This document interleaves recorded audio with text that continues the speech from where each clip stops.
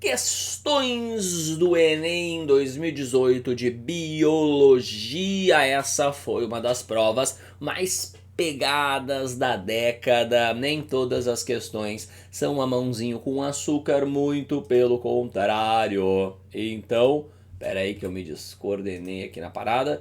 Vamos iniciar, olha só. Então, a 1. Esses ácidos atuam no processo de modo A.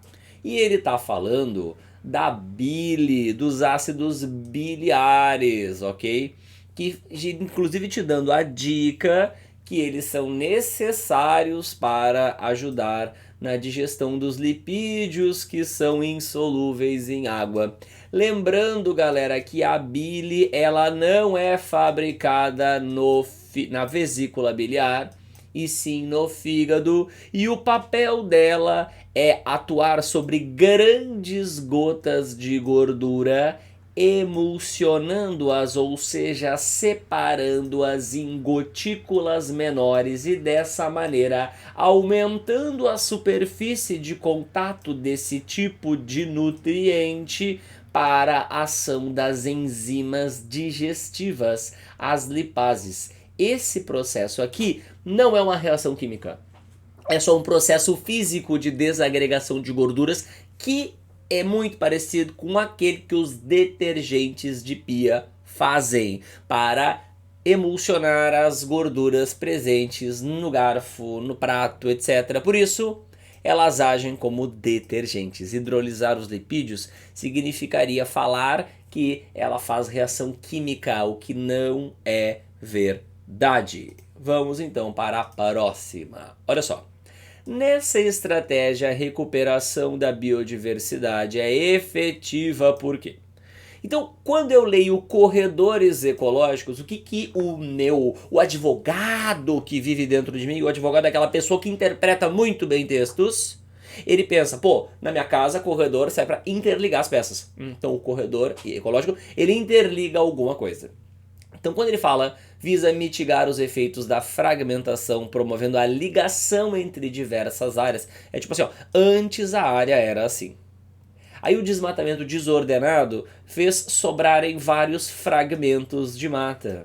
E aí o bicho preguiça, a população de bichos preguiça, que antes conseguia viver em toda essa área aqui, agora ela foi subdividida em várias pequenas populações. E como o bicho preguiça nunca sai da floresta, esses pequenos grupos ficam isolados, o que vai fazer com que eles só transem entre eles, diminuindo assim a variabilidade genética de todos os grupos.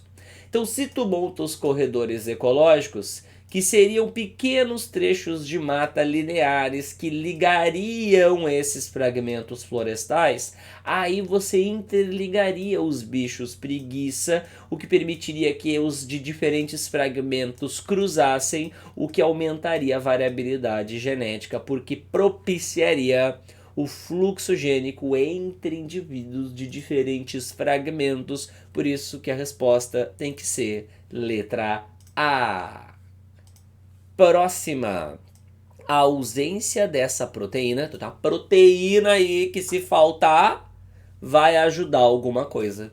Então lá no testículo nós temos que descobrir que proteína é essa. É a proteína P53, que evita o progresso do ciclo, e eu tô falando do ciclo celular, até que os danos sejam reparados. Ou seja, ela impede divisões. Quem evita a progressão do ciclo celular impede divisões.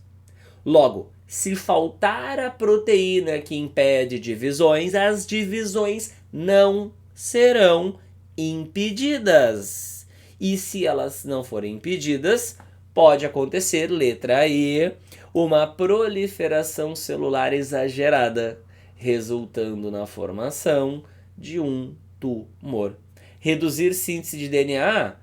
Quando é que a gente sintetiza DNA? Quando vai se dividir. Logo, aumentaria a síntese de DNA. Saída imediata do ciclo celular? Não, isso acontece quando a proteína está funcionando. Ativar outras proteínas induzindo a morte celular? Não, vai estimular divisões.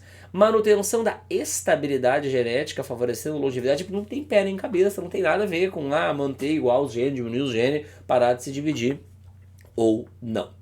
Beleza, então.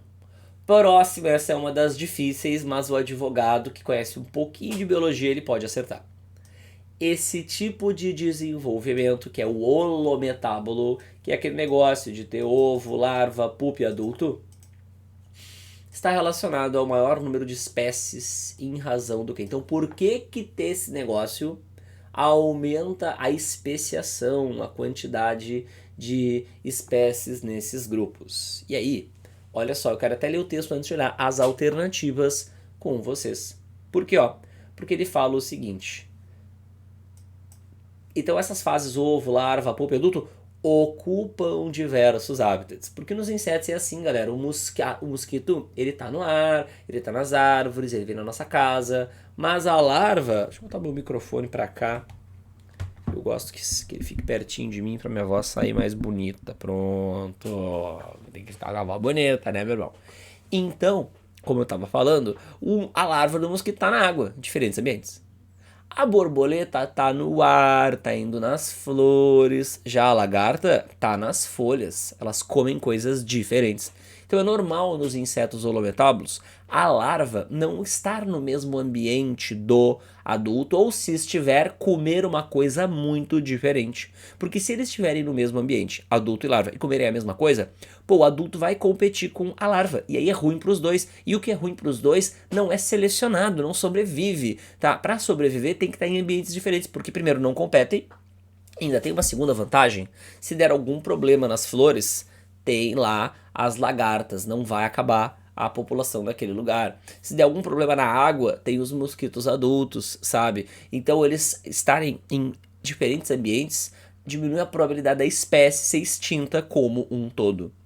Logo, o desenvolvimento holometábulo está relacionado ao maior número de espécies, não porque protege a fase da pupa, sabe? Não é por isso aí que vai ter mais espécies, vai estimular a especiação. Não é porque produz muitos ovos, tá? Muito pelo contrário, não é? Não vai produzir mais ovo porque é holometábulo. Agora, a exploração de diferentes nichos. Ele tá falando nichos ecológicos. A folhinha para comer, a flor para néctar, no caso da borboleta. Ou no caso do mosquito, a água para larva, o adulto nas florestas, evitando a competição entre fases de vida. Essa sim é uma boa alternativa. Ingestão de alimentos em todas as fases de vida não é verdade, nem sempre acontece, inclusive. Tá? A questão é ingerir alimentos diferentes, não só ingerir alimentos. E utilização do mesmo alimento em todas as fases, como a gente já falou, não faz o menor sentido. Essa é pegada, difícil essa daí, sabe? E aí, no desespero, o que tu faz nessa questão? Tu pula. E aí, qual é a tua chance de acertar? É ler que ocupam diversos hábitats e fazer o link com exploração de diferentes nichos pessoal. O cara do Enem, ele escolhe o enunciado primeiro e depois faz as alternativas. Então é óbvio que as alternativas vão ter algum link com o enunciado. Então sempre que tá na dúvida, capricha na leitura do enunciado, porque às vezes ali tem uma pista que tem relação com a resposta correta. Próxima.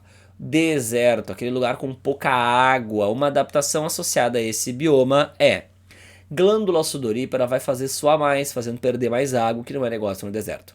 Eliminar excretas nitrogenadas de forma concentrada, ou seja, perdendo pouca água, é uma ótima, por isso é B. Desenvolver um embrião no interior com ovo com casca, embora ajude a evitar a desidratação do embrião, é uma adaptação para vários ambientes, não só para o deserto. Capacidade de controlar a temperatura corporal também tem em vários ambientes, não é só no deserto. Respiração por pulmões folhados, que é o da aranha, tem nada a ver, né? Não é uma adaptação relacionada a isso aí. Então B, é essa sim, né? No deserto rola bastante isso aí, fazer pouco xixi para economizar água, porque tu não sabe quando tu vai chover e vai ter água de novo.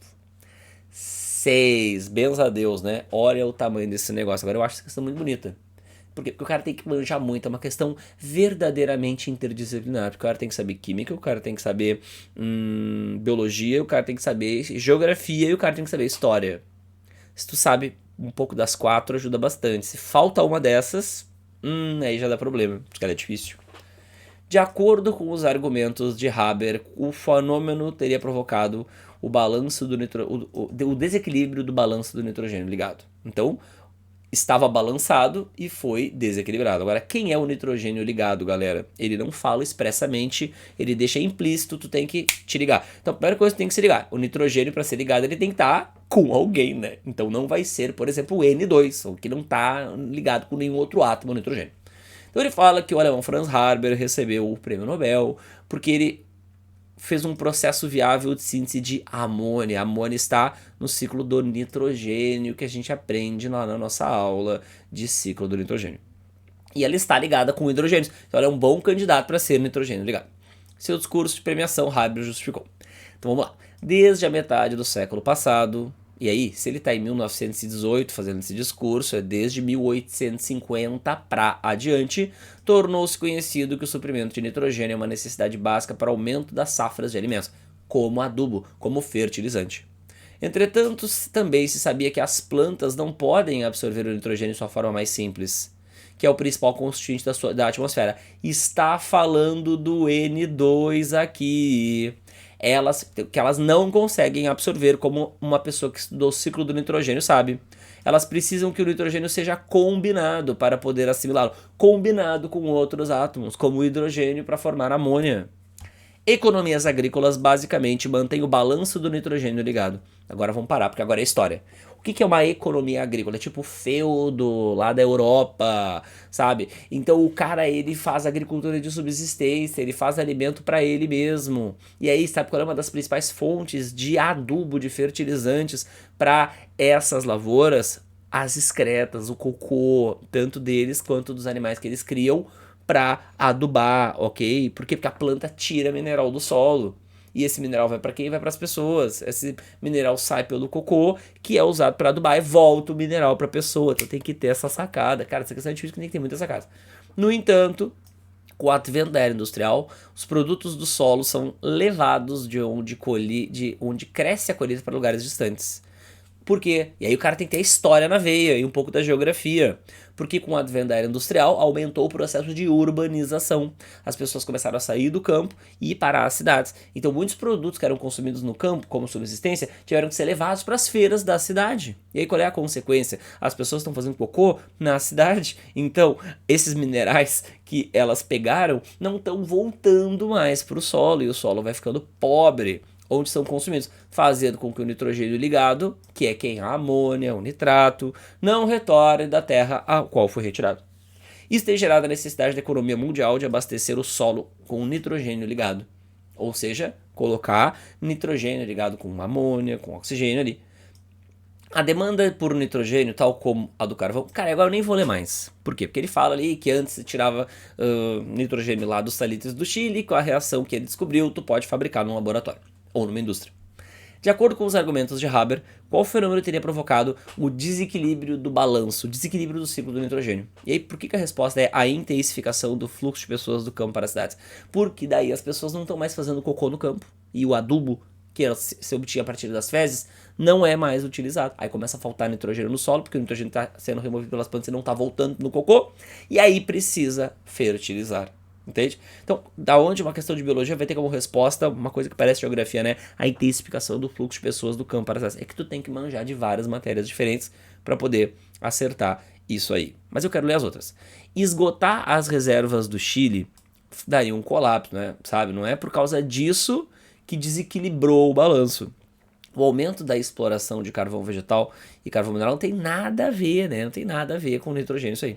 Redução da fertilidade dos solos e economias agrícolas é a consequência do êxodo rural que faz com que não retorne os minerais. E ele pediu a causa, que é justamente o êxodo rural. A necessidade das plantas para absorver nitrogênio é uma coisa que todas as plantas precisam, não uma coisa que está desequilibrando o ciclo do nitrogênio. Muito difícil, mas eu acho também que a gente aprende muito lendo ela. 7. Essa também não é das mais fáceis. Eu avisei que essa prova não tá fácil. A estratégia evolutiva que resulta em polinização mais eficiente quando essa depende do vento, a famosa polinização anemófila. Então, diferente das polinizações mediadas por animais, em que as flores se adaptam a atrair o animal, com glândula de odor, com néctar que dá comida para o animal, com pétalas coloridas. No vento, o pólen vai aleatoriamente ir para o ar e tem que dar sorte de cair na flor de outra planta. Por isso que as plantas com essa característica, elas costumam ser gregárias, elas vivem próximas umas das outras para aumentar a probabilidade de o pólen sair de uma flor masculina e ir para a parte feminina da flor de outra planta. Elas tem que estar pertinho uma da outra. Tá? Por isso que disponibilidade de néctar não vai adiantar nada para polinizar pelo vento. Por isso ter cor na pétala não vai adiantar nada para polinizar pelo vento. Alongamento do ovário, que seria o que? O ovário, em vez de ser assim redondinho, ele ser mais compridinho, não vai fazer a menor diferença, tá? Para aumentar a probabilidade do pólen sair da parte masculina de uma flor e para a feminina de outra. Diminuir as sépalas que estariam aqui, de uma sépala grande e tal, virar uma pequenininha, também não vai aumentar muito a polinização. Agora, aumentar estames vai. Porque o estame é a estrutura que produz pólen. E quanto mais pólen tu fabricar, maior a chance de algum pólen aleatoriamente chegar na parte feminina de outra flor. Por isso essa é a resposta. As flores com polinização anemófila, elas produzem muito mais grão de pólen do que as que são polinizadas por animais, justamente pelo fato de que o vento não vai levar exatamente o pólen até um bagulho aleatório, então precisa produzir mais pólen para aumentar a probabilidade desse tipo de polinização se consumar. Próxima! Nesse caso, o uso dessas leveduras modificadas tem como objetivo. Então, vamos ler o texto, e esse texto é um pouco chatinho. Companhias que fabricam jeans usam cloro para o clareamento, seguido de lavagem. Beleza, então para calar o jeans. Algumas estão trocando o cloro por substâncias ambientalmente mais seguras. Então, quando ele fala isso, fica subentendido que o cloro não é ambientalmente seguro, ou seja, o cloro é tóxico, o cloro é ruim. Como peróxidos, que podem ser degradados por enzimas chamadas peroxidases. E aí fica implícito que, pelo jeito, o cloro não pode ser degradado por ninguém. Então, usar uma coisa que faz a mesma coisa que o cloro faz e que pode ser degradado por uma enzima, melhor. Pensando nisso, pesquisadores inseriram em genes codificadores de peroxidases em leveduras, que é um fungo, um micróbio, cultivadas em condições de clareamento e lavagem. Tá? Selecionam as sobreviventes para a produção dessas enzimas. Então, a levedura, ela fabrica a enzima que vai transformar o peróxido, e assim, transformado o peróxido, não contaminar o meio ambiente. Nesse caso, o uso dessas leveduras objetiva reduzir a quantidade de resíduos tóxicos nos efluentes da lavagem. Por quê? Porque o peróxido poderia ser tóxico, mas aí tu usando a levedura que fabrica a enzima que degrada o peróxido, aí ele não vai intoxicar o ambiente como o cloro o fazia. Essa é a lógica dessa questão. 9 dessa na minha numeração. Nesse ciclo, a formação de combustíveis está vinculada à conversão. Então, os combustíveis eles são formados pelo processo 1, que pega gás carbônico e água e fabrica oxigênio. E aí, cara, tu tem que se ligar que isso aqui é a fotossíntese. E fotossíntese é conversão de energia luminosa em energia química. Só que aqui ele trouxe, na resposta, eletromagnética. Por quê? Porque a luz é uma onda eletromagnética que pode se comportar como uma forma de energia também, lá da física. Então é uma questão bem misturada entre biologia, porque tu tem que identificar que é a fotossíntese, com esse vocabulário da física, ao lembrar que a luz, a energia eletromagnética, ela é que a luz que é uma onda eletromagnética. Maravilha. Próxima. Cientificamente, esse conceito é definido como? E o conceito abordado é código genético. E galera, muita gente utiliza o termo código genético errado. Usa para descrever os genes de uma espécie, para descrever o genoma. O código genético do macaco foi identificado. O código genético do coronavírus foi identificado. Tá errado. É o genoma do coronavírus foi mapeado e não o código genético. O código genético não é genoma. Código genético é o quê? Se tu tem lá um RNA mensageiro, que aqui tem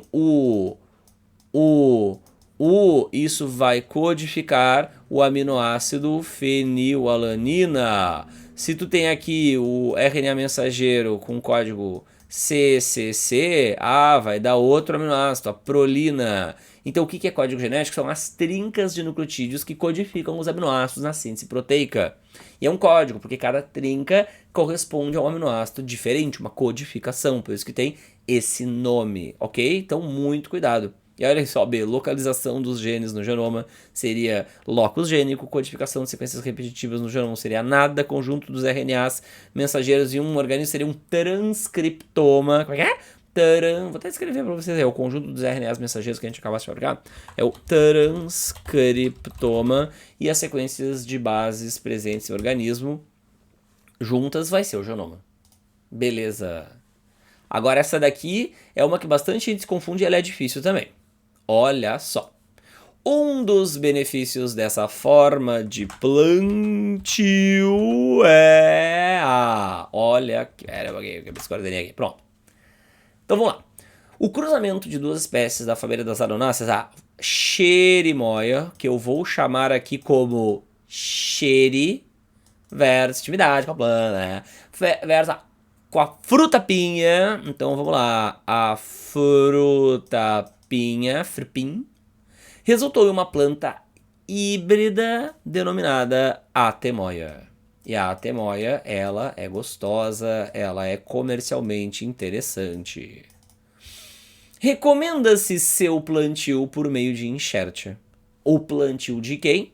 Da Atemoia. Essa aqui que vai ter que usar a tal da enxertia. E enxertia, galera, é um método de reprodução assexuada de plantas. E por que será que precisa plantar a Atemoia por um método assexuado? Porque se ela é uma híbrida, tem uma boa chance dela ser uma híbrida estéril, como a gente aprende lá nas aulas de evolução. E aí, não vai reproduzir sexuadamente, mas pode fazê-lo de maneira assexuada. Então, um dos benefícios dessa forma de plantio, ou seja, a assexuada, é a manutenção do genótipo da planta híbrida. Por quê? Porque se a Atemoia é gostosa, tu quer fazer plantas que nem a Atemoia. Logo, quanto mais clones de Atemoia tu fizer, melhor, né? Porque as plantas que são clones da Atemoia vão ser todas iguais e são as características da Atemoia que são interessantes do ponto de vista econômico. Então, tu não vai ampliar a variabilidade genética dela ao fazer reprodução assexuada. Produção de frutos, não vai produzir frutos, porque frutos só produz quando faz reprodução sexuada. Tu não quer fazer clones das plantas parentais, tu quer fazer clones da Atemoia, que é a filha. Modificar o genoma decorrente da transgenia, não vai fazer transgenia para fazer isso, ok? Então aqui o aluno tem que ter sacadas, que ele aprendeu no conteúdo. Sacada número 1, a híbrida deve ser estéril, e 2, enxertia é um método de reprodução assexuada. Se não souber essas duas coisas, fica bem difícil. Então ela tem pré-requisitos de conteúdo para entender a historinha, que não são pré-requisitos simples, são sofisticados, e é isso que dificulta essa questão. Agora olha aqui. O uso desses produtos pode auxiliar no controle, e esses produtos combatem insetos, então vai controlar uma doença que é disseminada por meio da picada de insetos, que é a leishmaniose, que é pela picada de um mosquito do gênero Lotsomia, também conhecido por mosquito flebótomo. Esquistossomose, o hospedeiro intermediário é caramujo, leptospirose pega na água, na comida, lepra pega, que é hanseníase, pega em contato com as feridas dos doentes, e AIDS pode ser transmissão sexual, materiais cortantes, placenta, transfusão de sangue, mas não inseto, né? Inseto é leishmaniose. Olha, ó. Em caso de um indivíduo com hipoglicemia, ou seja, a glicose dele está lá embaixo, o hormônio citado que atua no catabolismo induzirá o organismo. Então, catabolismo, cadê? Glucagon, que foi o hormônio citado, tem ação catabólica. E o que é catabolismo mesmo? É tu pegar um negócio grande, um polímero, por exemplo, e transformá-lo em vários monômeros. Então, quando eu estou com a glicemia baixa, ela não pode baixar ainda mais. Então, eu tenho que fazer ela subir. Para fazer ela subir, eu tenho que jogar glicose no sangue. Para jogar glicose no sangue, eu tenho que usar minhas reservas de glicose que estão armazenadas no fígado sob a forma de glicogênio. E aí, o hormônio glicogênio, o hormônio glucagon, vai estimular a quebra desse glicogênio, que se chama, vamos inclusive escrever isso aqui, glicogenólise. E aí as glicoses resultantes, glicogenólise aqui, as glicoses resultantes vão ser enviadas para o sangue, para os vasos sanguíneos que estão ali do lado de fora do fígado, para que a glicemia não baixe demais. Por isso, a gente vai estimular a utilização do glicogênio, quebrando ele em glicoses para a glicemia não baixar demais. Esse é o efeito principal do glucagon, que inclusive é glucagon, glicose on sangue, porque gluca vem de glicose em inglês, que é glucose on sangue. Eu jogo glicose no sangue. Agora essa daqui que às vezes se atrapalha na galera. Em populações de quais localidades se observa um processo de especiação evidente? Vamos ler a historinha. Então o processo de população de novas espécies é lento e não sei o que, tá. Assim, plantas originalmente de uma mesma espécie que não cruzam mais entre si podem ser consideradas como uma espécie diferenciada. Um pesquisador realizou o cruzamento entre 9 populações. Se é populações, é da mesma espécie, dessa orquídea aqui. Que eu, inclusive, risquei a coitada da orquídea, eu só queria sublinhar a querida da orquídea. Então, dessa orquídea aqui. No diagrama estão os resultados. Então, olha só lá embaixo. Doador-receptor, polinização bem-sucedida. Polinização bem-sucedida significa que os membros das duas populações ainda conseguem acasalar e deixar descendentes férteis. Agora, polinização induzida inviável ou nula significa que eles não conseguem mais acasalar. Logo, em populações de quais localidades se observa o processo de especiação? Tem que ser de localidades em que o da localidade A não consegue acasalar com o da B e que o da B não consegue acasalar com o da A, porque eles não estão trocando genes. E aí, como a linha pontilhada é a que indica a polinização que deu errada, então, aqui entre itirapina, que parece nome de cachaça, e peti, é pontilhado e pontilhado, ou seja, esses aí não estão conseguindo acasalar direito. E também entre marambaia e alcobaça, também, são interligados por só linhas pontilhadas, ou seja, eles não estão conseguindo mandar genes de uma população para outra. Em todos os outros pares, alguém consegue fazer polinização bem sucedida, ou seja, mandar genes para o outro, ou seja, aí está trocando genes, a especiação não está tão evidente assim como ele está pedindo na afirmativa. Próxima, qual linhagem deve ser escolhida pelo pesquisador? Então vamos ver. O nível metabólico pode ser determinado pela taxa de síntese de RNAs, proteínas e processos dependentes de energia. E ele quer uma linhagem com um metabolismo mais elevado. Então quem é que faz síntese de proteínas nessa questão? Um retículo endoplasmático rugoso. Quem tem mais rugoso? A4. Então só pelo rugoso já dá para matar. Mas quem vai fazer mais energia? Mitocôndria. Quem tem mais mitocôndria? A2, A3 e A4. Mas A2 e A3 não tem tantos retículos. E quem faz mais síntese de RNAs? O núcleo. E aí até vale a pena colocar. Heterocromatina significa esses são pedaços de cromossomos que não conseguem fazer transcrição, que é síntese de RNA. E a cromatina é DNA descondensado. E aí se você olhar as 5 linhagens, quem tem o DNA mais descondensado é A4 também. Então, é 4 na cabeça. E aí, essa última aqui trata-se de um teste de DNA de paternidade, só que para plantas. Mas nem sempre é fácil de identificar. A progênie S1, que são os filhos, recebeu o pólen de qual doadora? E aí, no texto, ele identifica que a árvore matriz com frutos, a botânica que vive em ti, tem que dizer que a árvore matriz com frutos é a mãe. Produziu frutos. Quem são os frutos? A árvore é a mãe, mas os frutos têm as sementes, e a semente é o filho. E outras 5 que produziram flores e são apenas doadores de pólen, quem é o doador de pólen? É o pai. Pai 1, pai 2, pai 3, pai 4, pai 5. Os genótipos da planta da matriz, e matriz é a mãe, e às vezes é difícil identificar que a matriz é a mãe. Da semente, a semente é o filho, porque as sementes são os filhinhos da planta. E os doadores de pólen estão aqui. Então a progênie S1 recebeu pólen de qual doadora? Entende por quê? Então, olha só. Se a S1 tem alelo 2 e alelo 3, mas deixa eu mudar a cor aqui para ficar mais fácil de enxergar. E a mãe só tinha o alelo 1, Então o alelo 2 tem que ter vindo do pai. Então o pai pode ser o DP2 ou o DP5. Mas o indivíduo no segundo esquema, ele só tem alelo 3. Quando ele só tem alelo 3, é porque tem que ter vindo um alelo 3 do pai e um alelo 3 da mãe. E a mãe tem alelo 3 e só o indivíduo 5 tem o alelo 3. Então por isso tem que ser o indivíduo 5.